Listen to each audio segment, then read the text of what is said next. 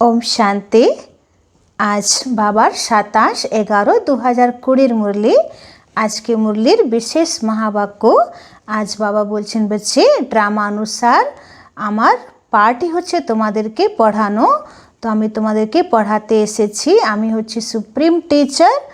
তো আমি তোমাদেরকে জ্ঞান দিচ্ছি, তাই তোমাদেরকে আমার শুকরিয়া করার দরকার নেই, ধন্যবাদ করার দরকার নেই। এটা তো আমার ড্রামাতে পার্টি আছে। তারপরে বাবা বলছেন যে স্কুলে যখন টিচার বাচ্চাদেরকে পড়াতে আসে ক্লাসরুমে, তখন স্টুডেন্টরা উঠে সম্মান জানায়। ওদের ভয় থাকে যদি আমরা দেরিতে আসবো তাহলে টিচার আমাদেরকে বাইরে দাঁড় করিয়ে দেবে বা শাস্তি দেবে। তো আমি তো তোমাদের বাবা, আমি তোমাদেরকে কোনো শাস্তি দিই না বা আমি তোমাদেরকে কোনো রকম কষ্ট দিই না। আমি তো জানি তোমার আত্মা জ্ঞান ধারণ করছে, বরঞ্চ আমি তো তোমাদেরকে নমস্কার করি।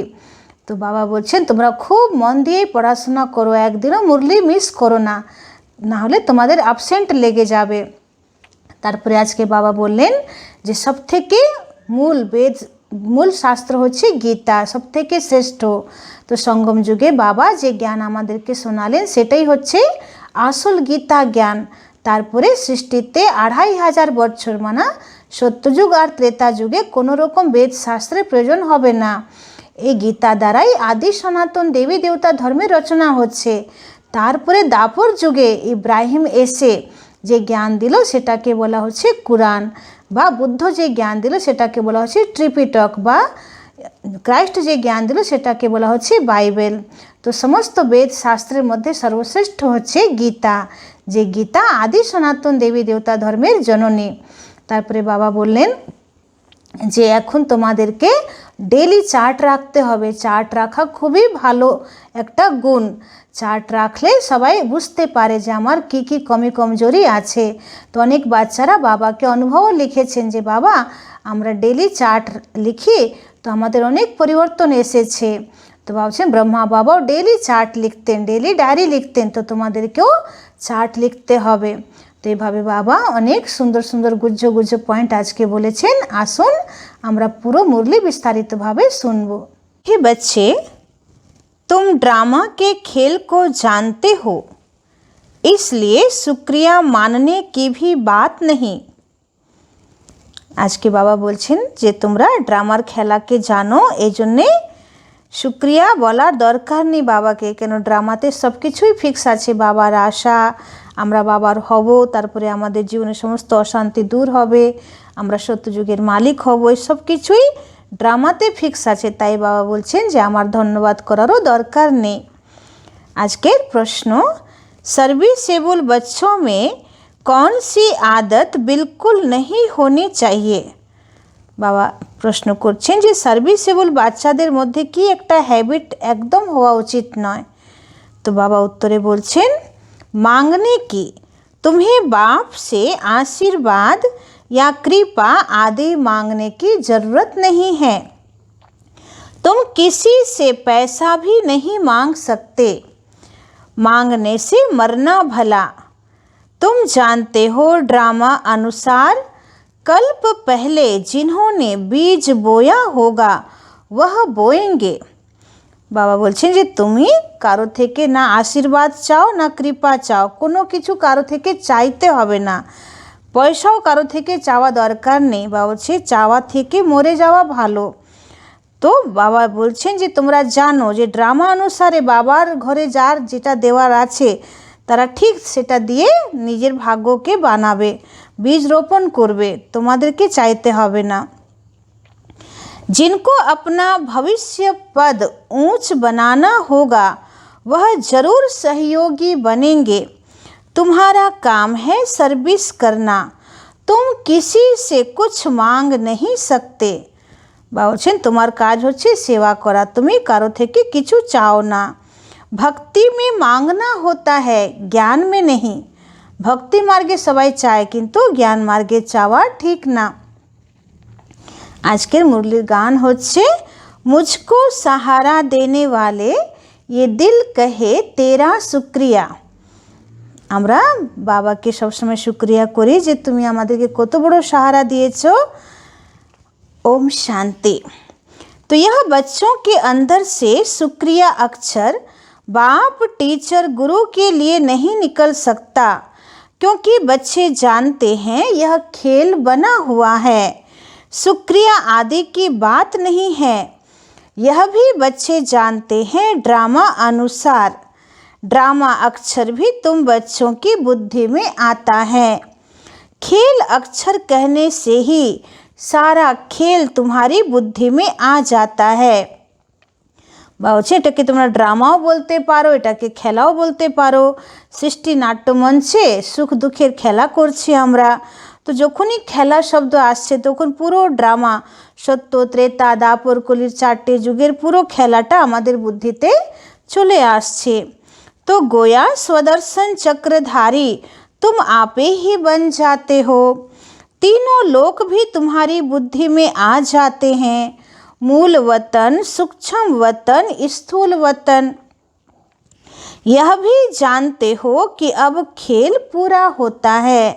बाप आकर तुमको त्रिकालदर्शी बनाते हैं, तीनों कालों, तीनों लोकों आदि मध्य अंत का राज समझाते हैं। काल समय को कहा जाता है। बाबा बोलছেন যে আমি এসে তোমাদেরকে তিনটে কাল, সৃষ্টির আদি মধ্য অন্ত, তিনটে লোক, ব্রহ্মলোক, সূক্ষ্মলোক আর এই সাকার মনুষ্য লোক, তারপরে সৃষ্টির পুরো ভেদ তোমাদেরকে জানাচ্ছি। তাই বাবাকে ত্রিকালদর্শী বলা হয়। আর বাবা আমাদেরকেও মাস্টার ত্রিকালদর্শী বানিয়ে দিচ্ছেন। तो काल समय को कहा जाता है। तो यह सब बातें नोट करने बिगर याद नहीं रह सकती। तुम बच्चे तो बहुत पॉइंट्स भूल जाते हो। ड्रामा के ड्यूरेशन को भी तुम जानते हो। तुम त्रिनेत्री त्रिकालदर्शी बनते हो। ज्ञान का तीसरा नेत्र मिल जाता है। सबसे बड़ी बात है कि तुम आस्तिक बन जाते हो, नहीं तो निधन के थे। यह ज्ञान तुम बच्चों को मिल रहा है। बाबा बोलছেন যে এতদিন তোমরা একদম অনাথ নাস্তিক নিধনের ছিলে, এখন তোমরা আস্তিক হয়ে ধনীকে পেয়েছো, তো এখন তোমরা সনাথ হয়েছো। तो यह ज्ञान तुम बच्चों को मिल रहा है। स्टूडेंट की बुद्धि में सदैव नॉलेज मंथन होती है। यह भी नॉलेज है ना। ऊंच ते ऊंच बाप ही नॉलेज देते हैं ड्रामा अनुसार। ड्रामा अक्षर भी तुम्हारे मुख से निकल सकता है। सो भी जो बच्चे सर्विस में तत्पर रहते हैं। अभी तुम जानते हो हम आर्फन थे, अब बेहद का बाप धनी मिला है तो धन के बने हैं। पहले तुम बेहद के ऑर्फन थे। बेहद का बाप बेहद का सुख देने वाला है, और कोई बाप नहीं जो ऐसा सुख देता हो। বলছেন যে আগে তোমরা অজ্ঞানকালে পুরো অনাথ ছিলে, এখন বেহদের বাবাকে তোমরা পেয়েছো, তো বেহদের সুখ তোমরা পাচ্ছ। এত সুখ আর অন্য কোনো পিতা দিতে পারে না। तो नई दुनिया और पुरानी दुनिया यह सब तुम बच्चों की बुद्धि में है, परंतु औरों को भी यथार्थ रीति समझाएं, इस ईश्वरीय धंधे में लग जाएं। बाबा বলছেন তোমরা তো যা পেয়েছো পেয়েছো, এবার তোমরা অন্যকেও বাবার পরিচয় দাও, যাতে তারাও বাবার থেকে সমস্ত সম্পত্তি নিতে পারে, খাজানা নিতে পারে। तो हर एक के सरकमस्टांस अपने अपने होते हैं। समझा भी वह सकेंगे जो याद की यात्रा में होंगे। याद से बल मिलता है ना। तो बाप है ही जौहरदार तलवार। बाबा होच्छेन एकदम धार युक्त तलवार। तुम बच्चों को जौहर भरना है। योग बल से विश्व की बादशाही पाते हो। योग से बल मिलता है, ज्ञान से नहीं। बाबा बोलছেন যোগ দ্বারা বল পাওয়া যায়, জ্ঞান দ্বারা না। तो बच्चों को समझाया है नॉलेज सोर्स ऑफ इनकम है। योग को बल कहा जाता है। रात दिन का फर्क है। अब योग अच्छा या ज्ञान अच्छा? योग ही नामी ग्रामी है। বাবা বলছেন যে যোগ ভালো না জ্ঞান ভালো? তো নিশ্চয়ই যোগ দ্বারাই তো ইনকাম হবে। तो जोग अर्थात बाप की याद। जोग अर्थात बाबार याद। बाप कहते हैं इस याद से ही तुम्हारे पाप कट जाएंगे। इस पर ही बाप जोर देते हैं। ज्ञान तो सहज है।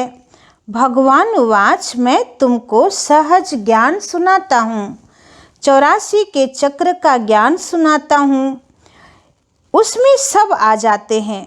बाबा बोलছে যে আমি তোমাকে 84 জন্মের এই জ্ঞান শোনাচ্ছি। তো এই চক্রের জ্ঞানেই পুরো বিশ্বের পুরো সৃষ্টিকাল চক্রের হিস্ट्री जोग्राफी चले आसছে। तो ज्ञान और योग दोनों है सेकंड का काम। तो बस हम आत्मा हैं, हमको बाप को याद करना है, इसमें मेहनत है।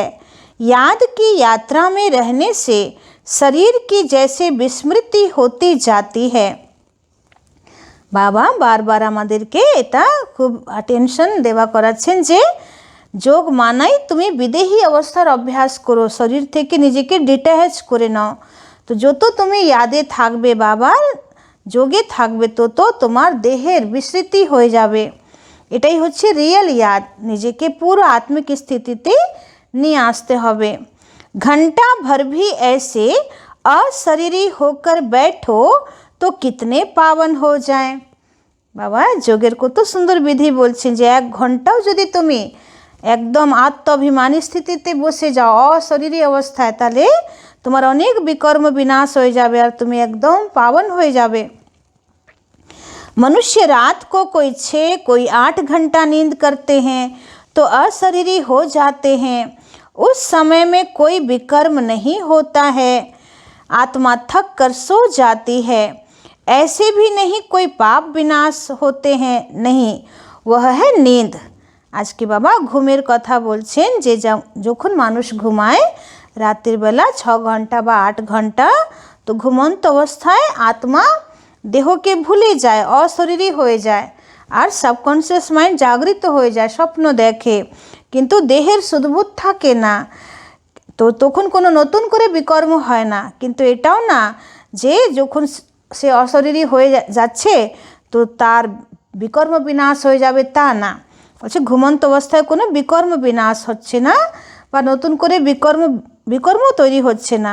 তো বাবা বললেন যে বিকর্ম বিনাশ হবে একমাত্র বাবার স্মরণে, বাবার यादे। नहीं, वह है नींद। विकर्म कोई होता नहीं। नींद न करें तो पाप ही करते रहेंगे। तो नींद भी एक बचाव है। বলছে যদি রাতে মানুষ না ঘুমাতে পারে তখন বাজে চিন্তনা সে বাজে কর্ম হয়ে যায়, পাপ কর্ম হয়ে যায়। তো ঘুম আসাটাও একটা মানুষকে বাঁচিয়ে রাখছে বিকর্ম করা থেকে। तो सारा दिन सर्विस कर आत्मा कहती है मैं अब सोता हूँ, अशरीरी बन जाता हूँ। মানুষ সারাদিন খাটে, সারাদিন কাজ করে, তো রাতের বেলা দেহ আত্মা দুটোই ক্লান্ত হয়ে যায়, তখন আত্মা বলে যে এবার আমি ঘুমাবো। तो मैं अब सोता हूँ, अशरीरी बन जाता हूँ। तुमको शरीर होते अशरीरी बनना है। हम आत्मा इस शरीर से न्यारी शांत स्वरूप हैं। आत्मा की महिमा कभी नहीं सुनी होगी। आत्मा सत्य चित्त आनंद स्वरूप है। परमात्मा की महिमा गाते हैं कि सत्य है, चैतन्य है, सुख शांति का सागर है। अब तुमको फिर कहेंगे मास्टर। बच्चे को मास्टर भी कहते हैं ना। বাবা বলছেন যেমন পরমাত্মা সত্যচিত্ত আনন্দ স্বরূপ, তো সেরকম তোমরাও আত্মা শান্ত স্বরূপ, আনন্দ স্বরূপ। তো বাবা বলছে তোমাদেরকে मास्टर बोला হবে, मास्टर सत्यचित्त आनंद स्वरूप। तो बाप युक्तियाँ भी बतलाते रहते हैं। ऐसे भी नहीं सारा दिन नींद नहीं करनी है, नहीं, तुमको तो याद में रह पापों का विनाश करना है। বলছে এটা না যে সারাদিন তুমি একটু রেস্ট নেবে না, ঘুমাবে না। বলছে যতই কাজ করো বা ঘুমাও, কিন্তু বিশেষ अटेंशन যোগ দ্বারা তোমাকে विकर्म विनाश करते ही हवे। तो जितना हो सके बाप को याद करना है। ऐसे भी नहीं बाप हमारे ऊपर रहम व कृपा करते हैं, नहीं, यह उनका गायन है रहम दिल बादशाह। तो यह भी उनका पाठ है। तमो प्रधान से सतो प्रधान बनाना। বলছেন বাবা তো হচ্ছে রহমদিল বাদশাহ, কিন্তু এটা না যে বাবা আমাদের উপরে কৃপা করে বা রহম করে আমাদের সমস্ত পাপ এমনি ধুলাই করে দেবে, আমাদেরকে পুরুষার্থ করতেই হবে। भक्त लोग महिमा करते हैं, तुम्हें सिर्फ महिमा नहीं गानी है। বলছেন ভক্তি মার্গে ভক্তরা শুধু ভগবানের মহিমা করে, গুণগান করে, কিন্তু তাতে এটা না যে তাদের বিকর্ম বিনাশ হয়ে যাবে। তোমাদেরকে তো বাবাকে স্মরণ করতে হবে, যোগ করতে হবে, খুব পাওয়ারফুল তপস্যা করতে হবে। यह गीत आदि भी दिन प्रतिदिन बंद होते जाते हैं। বলছেন এই গানগুলো শেষের দিকে বন্ধ হয়ে যাবে, সবাই সাইলেন্সেই যোগ করতে পছন্দ করবে। গানের বেশি মিউজিক থাকে, শব্দ থাকে, এগুলো ভালো লাগে না। স্কুল में कभी गीत होते हैं क्या? বলছে স্কুলে কোনো গান বাজনা হয়? बच्चे शांति में बैठ पढ़ते हैं, खूब साइलेंस से বাচ্চারা পড়াশোনা করে। टीचर आता है तो उठकर खड़े होते हैं, फिर बैठते हैं। तो यह बाप कहते हैं मुझे तो पाठ मिला हुआ है पढ़ाने का, सो तो पढ़ाना ही है। বলছেন আমি তো পাঠ পেয়েছি তোমাদেরকে পড়ানোর, তাই আমি পড়াচ্ছি। तुम बच्चों को उठने की दरकार नहीं है। বলছেন যেমন একটা ক্লাসরুমে টিচার আসলে স্টুডেন্টরা সবাই উঠে টিচারকে সম্মান করে, তো বাবা বলছে যে আমিও আসছি যখন ক্লাসে, তো তোমাদেরকে ওঠার দরকার নেই, আমার তো পার্টি আছে তোমাদেরকে পড়ানো। आत्मा को बैठ सुनना है, तुम्हारी बात ही सारी दुनिया से न्यारी है। बच्चों को कहेंगे क्या तुम उठो, नहीं, वह तो भक्ति मार्ग में करते, यहाँ नहीं। बाप तो खुद उठकर नमस्ते करते हैं। বলছেন তোমাদের ব্যাপার সারা দুনিয়া থেকে আলাদা, তো বাবা বাচ্চাদেরকে এটা বলবে না যে তোমরা ওঠো আমাকে নমস্কার করো, বলছে সব ভক্তি মার্গে করে, এখানে নয়। বাবা তো নিজেই তোমাদেরকে রোজ নমস্কার করছে। तो स्कूल में अगर बच्चे देरी से आते हैं तो टीचर या तो रूल लगाएंगे या बाहर में खड़ा कर देंगे, इसलिए डर रहता है टाइम पर पहुंचने का। বাবা স্কুলের উদাহরণ দিচ্ছেন যে বাচ্চারা যদি দেরি করে আসে তাহলে টিচার কি করে, তাকে বাইরে দাঁড় করিয়ে দেয় বা একটু শাস্তি দেয়, এই জন্যে বাচ্চারা ভয় পায় আর তারা টাইমে আসে। यहाँ तो डर की बात नहीं है, बाप समझाते रहते हैं, मुरलियाँ मिलती रहती है, वह रेगुलर पढ़नी है। मुरली पढ़ो तो तुम्हारी प्रेजेंट मार्क पड़े। বলছে ডেলি মুরলি পড়ো তাহলে তোমার प्रेजेंट मार्क लागबे, नहीं तो अब्सेंट पड़ जाएगी। क्योंकि बाप कहते हैं तुमको गुह्य गुह्य बातें सुनाता हूँ, तुम अगर मुरली मिस करेंगे तो वह पॉइंट्स मिस हो जाएगी। তো রোজ আমি নতুন নতুন গুজ্জ গুজ্জ কথা তোমাদেরকে শোনাচ্ছি, তুমি যদি একদিনও মুরলি মিস করো তাহলে সে পয়েন্ট মিস হয়ে যাবে, আর সেটা কল্পান্তরের জন্যেই মিস হয়ে যাবে, কেন আমরা এখন যা কিছু করছি সেটা কল্পান্তরের রেকর্ডিং। तो यह है नई बातें जो दुनिया में कोई नहीं जानते, तुम्हारे चित्र देखकर ही चकित हो जाते हैं। कोई शास्त्रों में भी नहीं है, भगवान ने चित्र बनाए थे, तुम्हारी यह चित्रशाला है नई। ब्राह्मण कुल के जो देवता बनने वाले होंगे उनकी बुद्धि में ही बैठेगा, कहेंगे यह तो ठीक है, कल्प पहले भी हमने पढ़ा था, जरूर भगवान पढ़ाते हैं।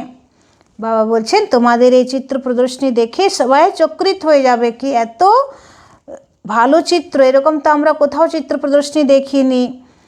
तो भक्ति मार्ग के शास्त्रों में पहले नंबर में गीता ही है, क्योंकि पहला धर्म ही यह है।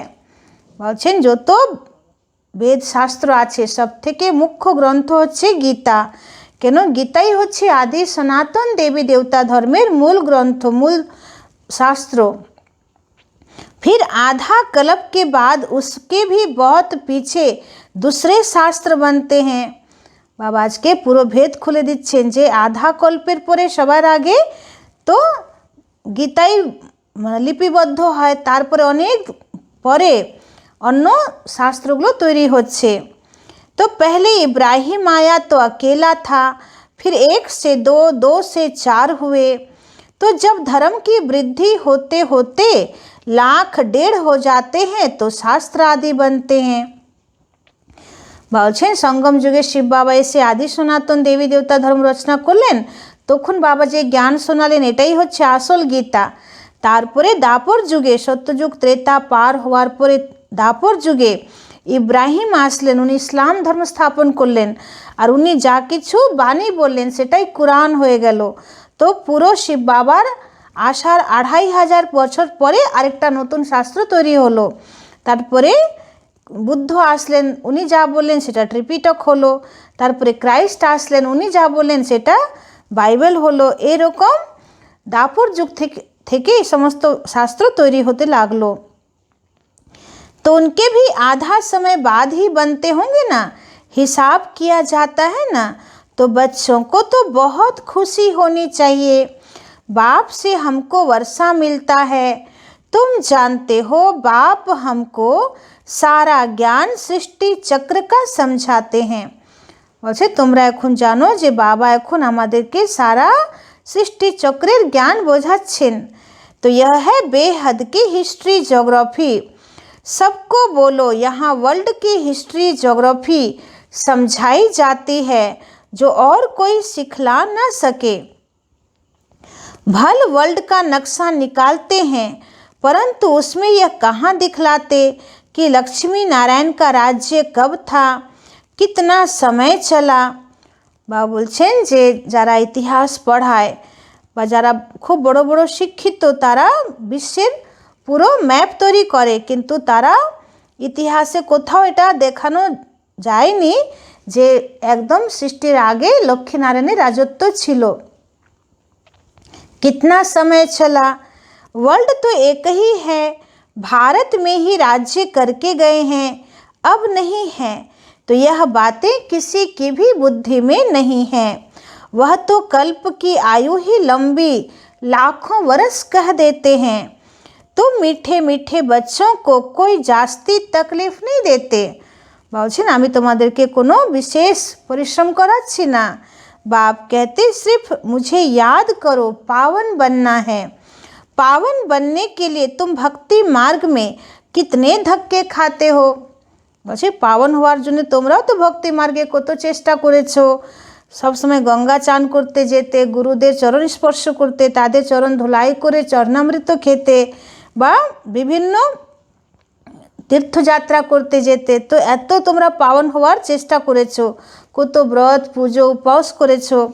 তো বাবা বলছে এত ধাক্কা খেতে খেতে এখন তোমাদের 2500 বছর চলে গেছে।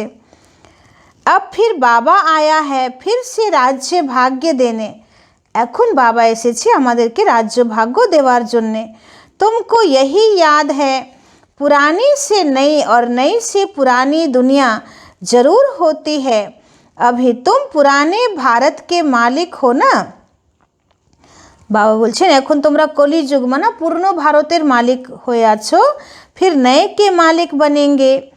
एक तरफ भारत की बहुत महिमा गाते रहते, दूसरे तरफ फिर बहुत ग्लानि करते रहते।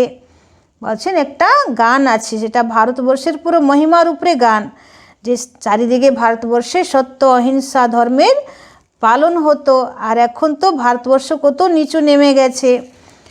तो वह भी तुम्हारे पास गीत है, तुम समझाते हो अब क्या क्या हो रहा है। यह दोनों गीत भी सुनाने चाहिए। বলছে যেখানে তোমরা কোনো বিশেষ কালচারাল প্রোগ্রাম করছো তো এই দুটো গান শোনাও, যে কোথায় ভারতবর্ষের এত উঁচু মহিমা আর সেই ভারতবর্ষ আজকে কি হয়ে গেছে। तुम बता सकते हो कहाँ राम राज्य और कहाँ यह पाप है गरीब निवाज, गरीब की ही बच्चियाँ मिलेंगी। বাবা বলছেন যে বাবা হচ্ছেন গরিব নিবাস, তো গরিব মা বাবাই তার কন্যাকে বাবার সেবায় অর্পণ করতে পারে। যারা ধনী তাদের তো খুব নেশা অহংকার থাকে যে আমার মেয়েরা কেন এসব কাজ করবে। তো साहूकारों को तो अपना नशा रहता है, कल्प पहले जो आए होंगे वही आएंगे, फिक्रात की कोई बात नहीं। বলছে তোমরা চিন্তা করো না কোনো রকম, যারা কল্পে আগে এসেছিল তারাই আসবে। शिव बाबा को कभी कोई फिक्रात नहीं होती, दादा को होगी। বলছে শিব বাবার কোনো চিন্তা হয় না, হয়তো ব্রহ্মা বাবার হয়। इनको अपना भी फिक्र है, हमको नंबर 1 पावन बनना है। তো ইনি নিজেরও চিন্তা করেন যে আমি কি করে একদম পবিত্র হয়ে তাড়াতাড়ি বাবার কাছে যাব। तो इसमें है गुप्त पुरुषार्थ। चार्ट रखने से समझ में आता है, इनका पुरुषार्थ जास्ती है। तो बाप हमेशा समझाते रहते हैं, डायरी रखो। बहुत बच्चे लिखते भी हैं, चार्ट लिखने से सुधार बहुत हुआ है। বলছেন অনেক বাচ্চারা এটা অনুভব বলে যে হ্যাঁ আমরা চার্ট লিখি, তো চার্ট লিখলে আমাদের খুব পরিবর্তন হয়েছে।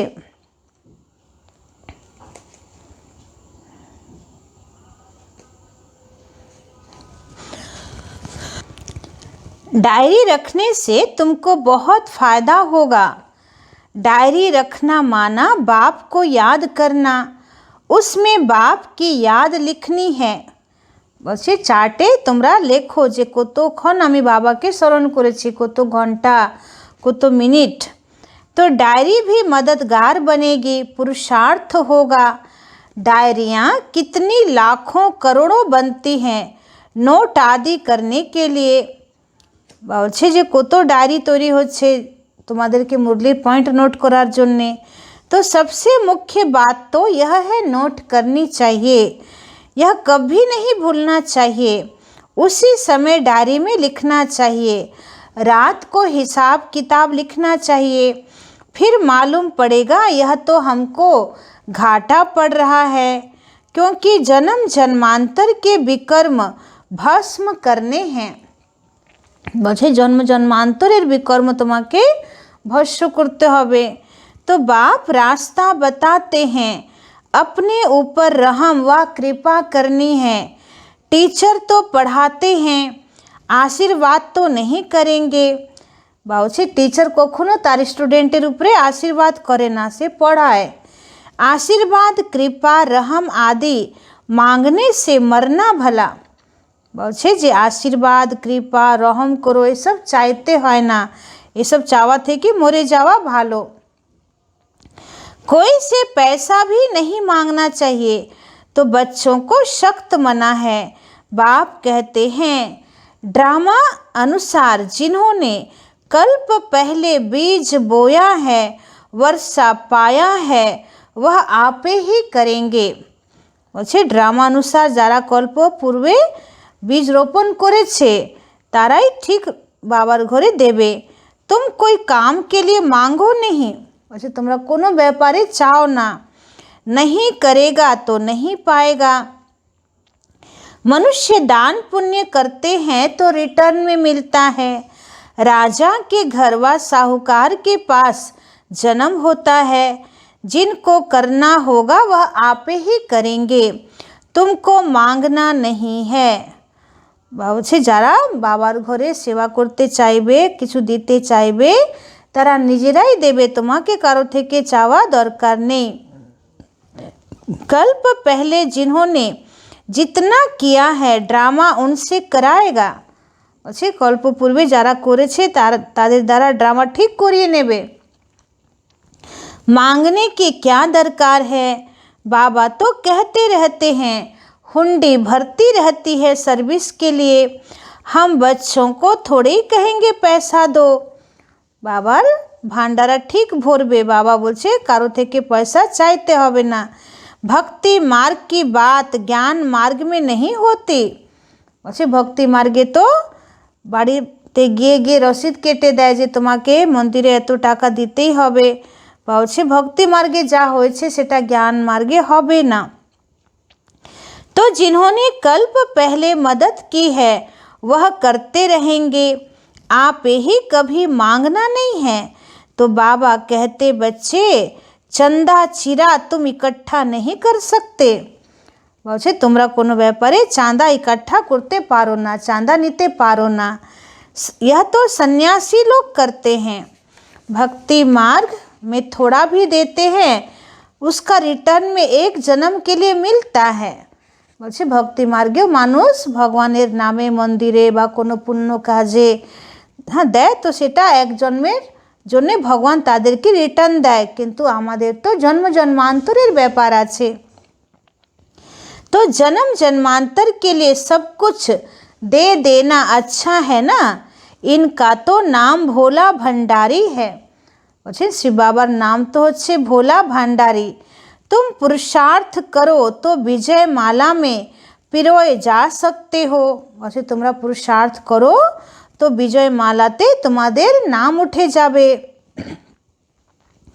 भंडारा भरपूर कालकंटक दूर है, वहाँ कभी अकाले मृत्यु नहीं होती। बाबा सत्ययुगे कखनो अकाल मृत्यु होबे ना। यहाँ मनुष्य काल से कितना डरते हैं, थोड़ा कुछ होता है तो मौत याद आ जाता है, वहाँ यह ख्याल ही नहीं। तुम अमरपुरी में चलते हो, यह छी छी मृत्यु लोक है। भारत ही अमर लोक था, अब मृत्यु लोक है।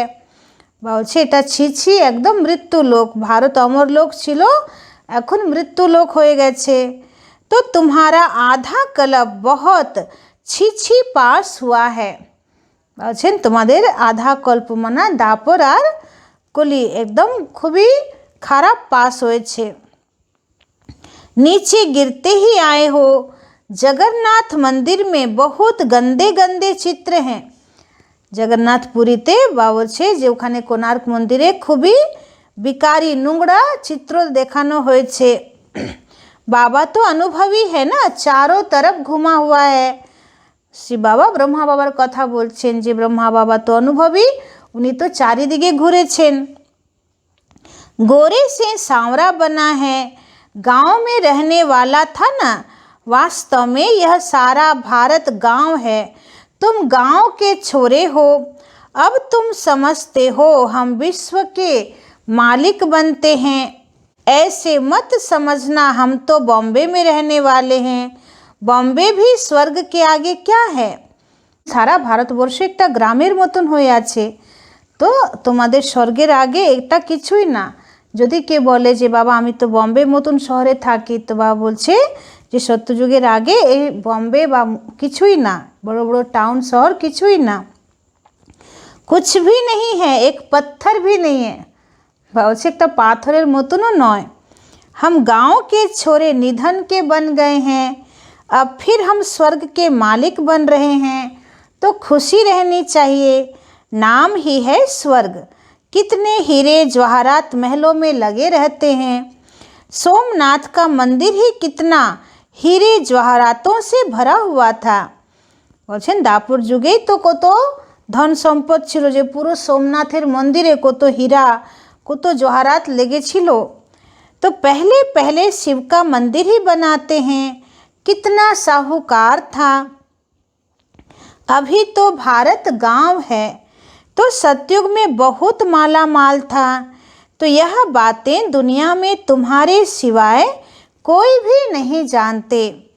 तो বলছেন যে তোমাদের ছাড়া পৃথিবীতে এই সমস্ত জ্ঞান কারো কাছেই নেই। तुम कहेंगे कल हम बादशाह थे, आज फकीर हैं, फिर विश्व के मालिक बनते हैं। বলছেন তোমরা যখন জানো যে আমরা সত্যযুগে বাদশাহ ছিলাম, এখন আমরা ফকির হয়ে গেছি, তারপরে আবার আমরা বিশ্বের মালিক হচ্ছি। तो तुम बच्चों को अपने भाग्य पर शुक्रिया मानना चाहिए।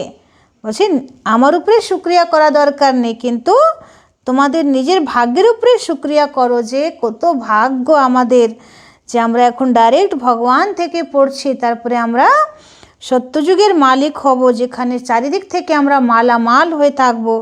हम पद्मा पदम भाग्यशाली हैं। अच्छा मीठे मीठे सिक्खी लदे बच्चों प्रति मात पिता बाप दादा का याद प्यार और गुड मॉर्निंग। रूहानी बाप की रूहानी बच्चों को नमस्ते। हम रूहानी बच्चों की रूहानी बाप दादा को पदम गुना नमस्ते नमस्ते नमस्ते। सदा रहेंगे हंसते, बनेंगे फरिश्ते, चलेंगे परम धाम के सीधे रास्ते। आज के धारणार मुख्य सार 1 नंबर पॉइंट, विकर्मों से बचने के लिए इस शरीर में रहते अशरीरी बनने का पुरुषार्थ करना है। বলছেন বিকর্ম থেকে বাঁচার জন্যে এই শরীরে থেকে তুমি অশরীরী হওয়ার পুরুষার্থ করো। याद की यात्रा ऐसी हो जो शरीर की विस्मृति होते जाए। বলছেন এমন সুন্দর যোগ লাগাও যে দেহের কোনো ভানই না থাকে, দেহের ভানটা যেন ভুলে যাই আমরা। 2 নম্বর পয়েন্ট হচ্ছে ज्ञान का मंथन कर आस्तिक बनना है। বলছে জ্ঞানের মন্থন করে आस्तिक হও। मुरली कभी भी मिस नहीं करनी है, কখনো मुरली मिस करो ना। अपनी उन्नति के लिए डायरी में याद का चार्ट नोट करना है, নিজের উন্নতির জন্যে ডায়েরিতে यादेर चार्ट लिखते হবে। আজকের বরদান, नॉलेज रूपी चाबी द्वारा भाग्य का अखुट खजाना प्राप्त करने वाले माला माल भव। বলছে জ্ঞান রূপী চাবি দ্বারা ভাগ্যের অখুট খাজানা, অপরন্ত খাজানা প্রাপ্ত করে মালামাল হয়ে যাও।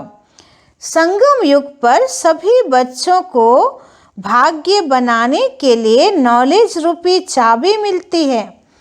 বলছেন সঙ্গম যুগে সমস্ত বাচ্চাদেরকে বাবা ভাগ্য বানানোর জন্যে ज्ञान रूपी चाबी दिएছেন। तो ये चाबी लगाओ और जितना चाहे उतना भाग्य का खजाना लो। আর যত তুমি পারো তত জ্ঞান দ্বারা শ্রেষ্ঠ কর্ম করে ভাগ্যও তৈরি করো, নিজের ভাগ্যকে একদম বাড়িয়ে নাও। চাবি মিলি और माला माल बन गए। বলছে চাবি ঘোরাও আর মালামাল হয়ে যাও। जो जितना मालामाल बनते हैं उतना खुशी स्वतः रहती है। যে যত জ্ঞান সহিত নিজের জীবনকে পরিচালনা করছে, বাবার শ্রীমত অনুসার প্রত্যেক স্টেপে সে যাচ্ছে, তো বাবা বলছে ততই তার মনে খুশি থাকবে। ऐसे अनुभव होता है जैसे खुशी का झरना अखुट अविनाशी बहता ही रहता है। তার এরকম মনে হবে যে খুশির ঝর্ণা আমার ভিতরে অখুট অবিনাশীভাবে বয়ে যাচ্ছে। वे सर्व खजानों से भरपूर माला माल दिखाई देते हैं। বলছে তার সবসময় মনে হবে যে আমি সর্ব খাজানা থেকে ভরপুর হয়ে আসছি। उनके पास किसी भी प्रकार की अप्राप्ति नहीं रहती। বলছেন তাদের কাছে কোনো রকম অপ্রাপ্তি থাকবে না। स्लोगन है बाप से कनेक्शन ठीक रखो तो सर्व शक्तियों की करेंट आती रहेगी। বলছেন বাবার সঙ্গে কানেকশন ঠিক রাখো তো সর্বশক্তির কারেন্ট ঠিক তোমার কাছে চলে আসবে। ওম শান্তি।